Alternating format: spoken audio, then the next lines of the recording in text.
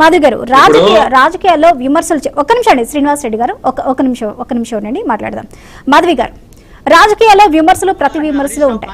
కాకపోతే ప్రతి రాజకీయ విమర్శకి మహిళలను విమర్శించే విధంగా విమర్శలు చేయడం ఎంతవరకు సమంజసం? గతంలో రేవంత్ రెడ్డి ఈ విధంగా చేశాడు కాబట్టి ఇప్పుడు నేను చేస్తున్నామంటే సమర్థించుకునే ప్రయత్నం చేస్తున్నారు.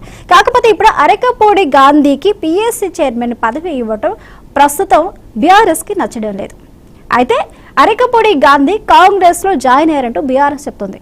అధికారికంగా జాయిన్ అయ్యారంటూ వాళ్ళు చెప్తున్నారు. కావాలి ఇటుపక్క చూసుకుంటే రేవంత్ రెడ్డి ప్రతిపక్షానికి మేము పిఎస్సి చైర్మన్ ఉన్న రూల్స్ ప్రకారం ఇచ్చామని రేవంత్ చెప్తున్నారు. అయితే ఇప్పుడు అరకపూడి గాంధీ బీఆర్ఎస్ లో ఉన్నట్ట లేకపోతే కాంగ్రెస్ లో ఉన్నట్ట? ఆయన టెక్నికల్ గా నేను బీఆర్ఎస్ లోనే ఉన్నాను అంటారు. మరి ఏం జరుగుతుంది అసలు? ఈ పిఎస్సి చైర్మన్ పదవిని రాజకీయ లబ్ధి కోసం, రాజకీయ ఎత్తుగడల కోసమే అరకపూడి గాంధీకి ఇచ్చారా, లేకపోతే బీఆర్ఎస్ లో ఉంటూనే అరకపూడి గాంధీ కాంగ్రెస్ కి సపోర్ట్ చేస్తున్నారా, కోవర్ట్ గా పనిచేస్తున్నారా? ఓకే, ఈ డిబేట్ లో పాల్గొన్నటువంటి అందరూ పెద్దలందరికీ కూడా నమస్కారం.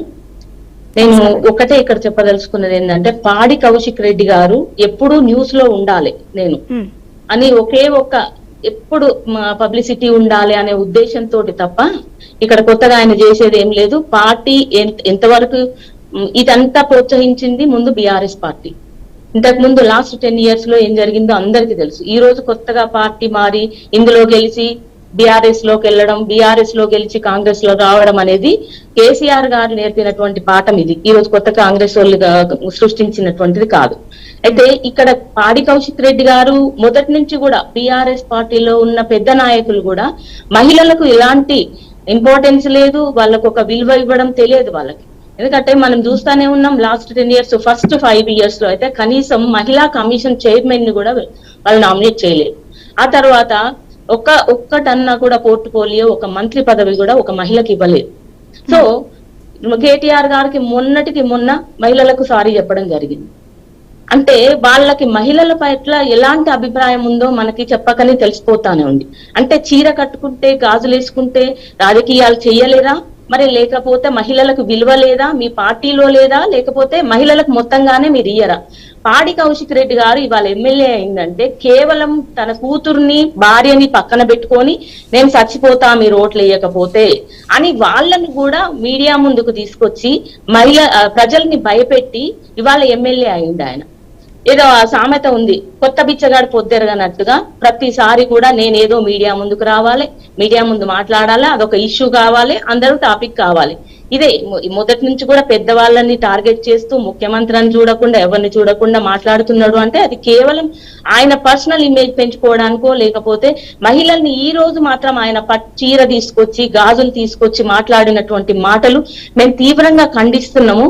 నువ్వేమో గెలిచింది మహిళల ఓట్లతోటి గెలిచినవి. ఈ రోజు తెలంగాణ ఇచ్చింది ఒక మహిళ. కానీ మాధవి గారు గతంలో రేవంత్ రెడ్డి కూడా ఇదే కామెంట్స్ చేశారు కేసీఆర్ ని ఉద్దేశించి. ఇప్పుడు ప్రస్తుత మాజీ సీఎం కేసీఆర్ ని ఉద్దేశించి రేవంత్ రెడ్డి కూడా ఇదే వ్యాఖ్యలు చేసినప్పుడు అప్పుడు ఎందుకు గొంతెత్తలేదు, ఇప్పుడు ఎందుకు ఇష్యూ చేస్తున్నారని క్వశ్చన్ చేస్తున్నారు. అంటే రేవంత్ రెడ్డి అంటే ఒక న్యాయం, లేకపోతే కౌశిక్ రెడ్డి అంటే ఒక న్యాయమా? మాట్లాడారు మరి ఎత్తాల్సింది ఉండే, మేము కాదన్నామా? మేమేమన్నా ఆ రోజు మీకు తప్పనిపించింది ఆ విషయం? ఏ సందర్భంలో మాట్లాడినరో అది మాట్లాడింది మాకు తెలియదు. వీళ్ళు కొత్తవన్నీ సృష్టించుకుంటా మాట్లాడుతున్నారు. మేము ఒకటే ఏం చెప్తున్నాం అంటే, మీకు చేతనైతే మాట్లాడాల్సింది ఉంది. ఆ రోజు మాట్లాడి మరి అడగాల్సింది మీకు అది లేదు సందర్భం కాబట్టి మీరు మాట్లాడలేకపోయినరు. ఈ రోజు ప్రతిసారి మేము కేటీఆర్ గారు మాట్లాడినప్పుడు మేము దాన్ని వ్యతిరేకించినాం, ఖండించినాం.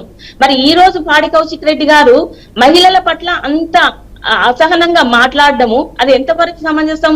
ఇక్కడ ఉన్నటువంటి పార్టిసిపెంట్స్ కూడా దాన్ని సమర్థిస్తున్నాం, మీరు అప్పుడు అన్నారు కాబట్టి మేము ఇప్పుడు అన్నాం అనేది ఎంతవరకు కరెక్ట్ అండి? సో ఇప్పుడు కూడా కాంగ్రెస్ పార్టీలో నుంచి బీఆర్ఎస్ కి ఎట్లయితే పోయినరో, మన కనీసం ప్రతిపక్ష హోదా లేకుండా చేసిన రోజు ఏ నాయకుడు మాట్లాడలేదు. మరి ఆ రోజు ఇందులో ఉన్నటువంటి వాళ్ళందరినీ 12 మందిని కాంగ్రెస్ నుంచి టీఆర్ఎస్ లోకి తీసుకున్న పద్ధతిలోనే ఇప్పుడు కాంగ్రెస్ పార్టీ పథకాలన్నీ నచ్చి, కాంగ్రెస్ రేవంత్ రెడ్డి గారు మా ముఖ్యమంత్రి గారు చేసేటువంటి పనులు నచ్చి, ప్రజా పరిపాలన నచ్చి ఇందులోకి వచ్చే వాళ్ళని మేము ఆహ్వానిస్తున్నాం. అంతే, బలవంతంగా మీలాగా మేము ఖచ్చితంగా రావాలి అని చెప్పేసి అని ఏ రోజు కూడా కోరలేదు. మాకేమో మెజారిటీ లేక కాదు. ఆ రోజు టీఆర్ఎస్ పార్టీలో కూడా పూర్తిగా మెజారిటీ ఉన్నప్పటికీ కూడా కాంగ్రెస్ పార్టీ ఉండొద్దు, రాష్ట్రంలో కాంగ్రెస్ పార్టీలో ఒక్క ఎమ్మెల్యే కూడా ఉండొద్దు అన్న ఒక ఉద్దేశంతో ప్రతిపక్ష హోదా లేకుండా ఆ రోజు ఉన్న వాళ్ళందరినీ అందులో కలుపుకున్నారు. మరి ఆ రోజు ప్రతిపక్షానికి ఇచ్చిండ్రా? మీరు ఎవరికి ఇచ్చిండ్రు పదవి? ఆ రోజు కూడా మీరు ఎంఐఎంకి ఇచ్చిండ్రు, మరి కాంగ్రెస్ కి ఎందుకు ఇవ్వలేదు ఆ రోజు? మేము అది క్వశ్చన్ చేస్తున్నాం. ఈ రోజు బీఆర్ఎస్ కి ఇచ్చిందంటే ప్రతిపక్షంలో ఉన్నారు కాబట్టి, లీగలైజ్డ్ గా ఇంకా కాంగ్రెస్ పార్టీలోకి రాలేదు కాబట్టి దానివల్ల మేము అది ప్రతిపక్షంగా ఇచ్చిందని చెప్తున్నారు అరకపూడి గాంధీ గారు. మేము దాన్ని కూడా సమర్థిస్తా ఉన్నాము. కానీ పాడి కౌశిక్ రెడ్డి ఇక ముందు ఒకసారి ఎమ్మెల్యే అవ్వబోయేది లేదు. ఇప్పుడు మాట్లాడుతున్నాడు టీవీ ముందు, కనీసం చిన్న పిల్లలు ఉంటారు ఇంకితం లేకుండా బూతులు ఆ మీడియా ముందు అలాంటి బూతులు మాట్లాడుతున్నారు.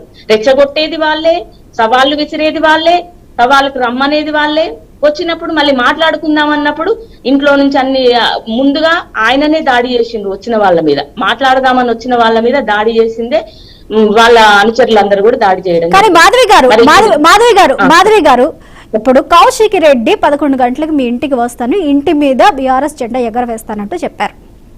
ఓకే, ఒకవేళ నువ్వు కానీ రాకపోతే నేనే వస్తాను అంటూ కూడా అరకపూడి గాంధీ ప్రతి సవాల్ చేయడం జరిగింది.